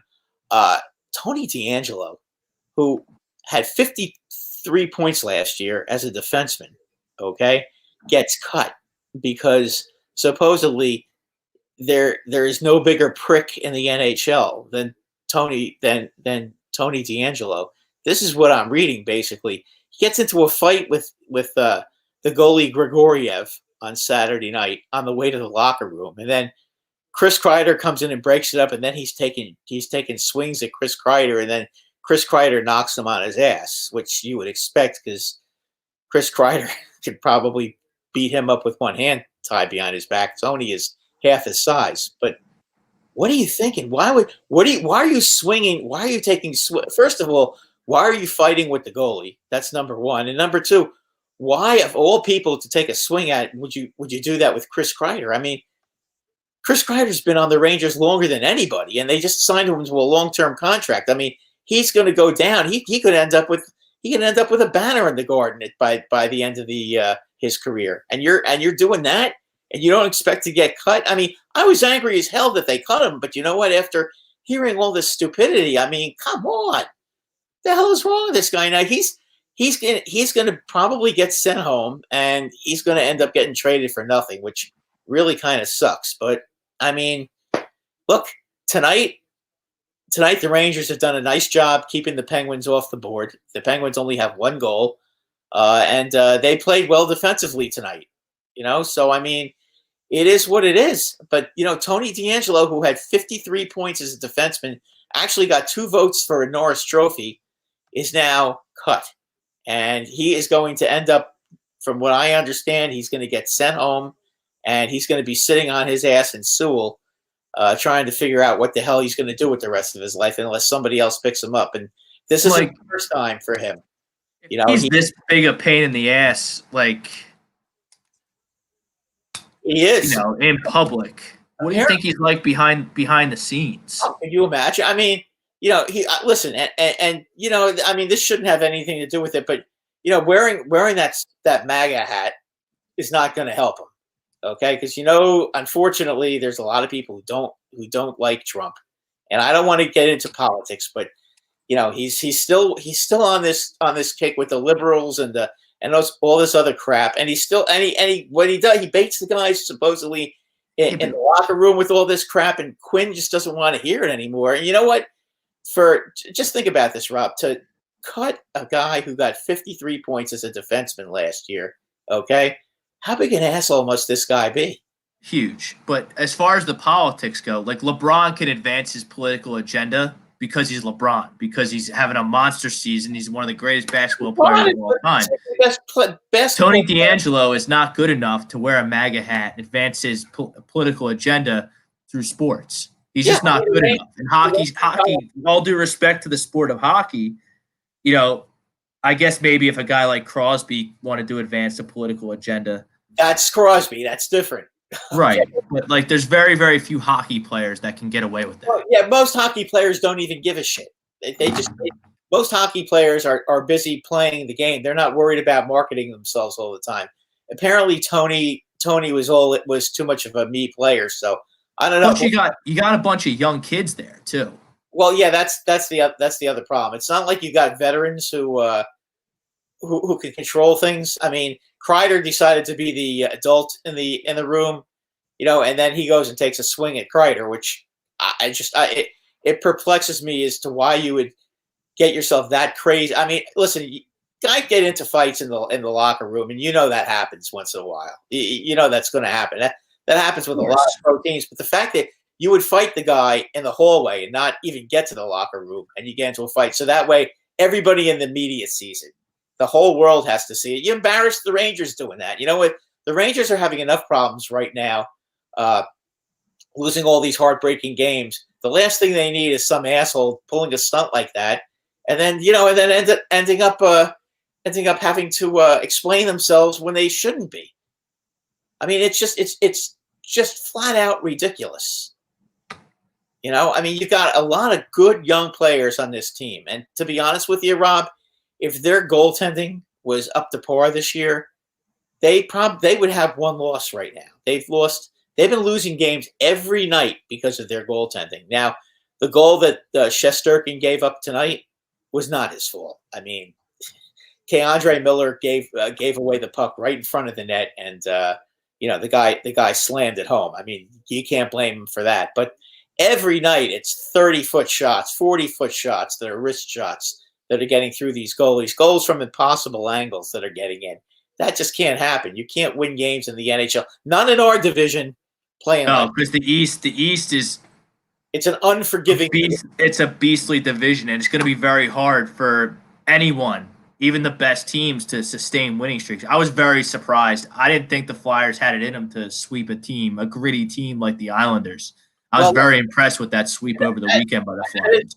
That is impressive, and I'll tell you what, the other thing you should be impressed by is the fact that they blew leads in both games in the third period and let the Islanders come back and tie them, and then they had the intestinal fortitude to go into overtime and win both games. Well, how about Vigneault? He benches probably the team's best pure goal scorer, Travis Konecny. He's a healthy scratch. He says after the game, we had to sit him down because he's not playing good enough in 5-on-5. Well, Vigneault, I've already told you about him with the doghouse. I love it. You're not playing good enough. You have to take a seat. Yeah, and the team responded. Yeah, well, that's a good sign. The fact that I think the Flyers do have to clean up their third periods though, because they do blow multiple goal leads in the third period. It seems like almost on a nightly basis, which isn't good. yeah, but you have remember something though, and I have to be fair with the Rangers too, which I'm not really being. There's no training camp, so a lot of these goalies have really been bad this year. I mean, not just bad, but bad. Giving up, not being able to play 3 periods because they're not really in shape. 11-day training camp is not a lot. So I mean that's kind of tough to do, and sometimes that's what happens. But Yeah, it's been sloppy hockey across the league. Oh yeah, everyone. I mean, listen, the Flyers bounced back nicely. They got their rear ends handed to them by Boston, and they're going to have a chance to. I think they play Boston this week, or is it next week? I think they got. I don't have the schedule in front of me. They play Boston 2 games this week, so they have They have 2 home games with Boston this week. So you know what? Let's see a little payback time for the Flyers. All right, we gotta get out of here. New show's about to. And good luck, guys. We're rooting for you. Stay tuned. Stay tuned for the new show. Thank you to everyone who liked, subscribed, shared, commented on our show. He's Brad Ryer. I'm Rob Brinkman. Thank you to Frank Vesby for producing. Check out Twitter, Tom Arnone's Twitter page, my Twitter page. Anyone here at A2D Radios, we need your help. Check out A to D New York. You're going to get all my comments because I've been putting most of my comments there. That way I don't offend you Philadelphia fans anymore. Okay? Because all my comments are in A to D New York. So if you want to see my stuff, it's in A to D New York. And then help us out. It was terrible what happened Sunday on the boardwalk.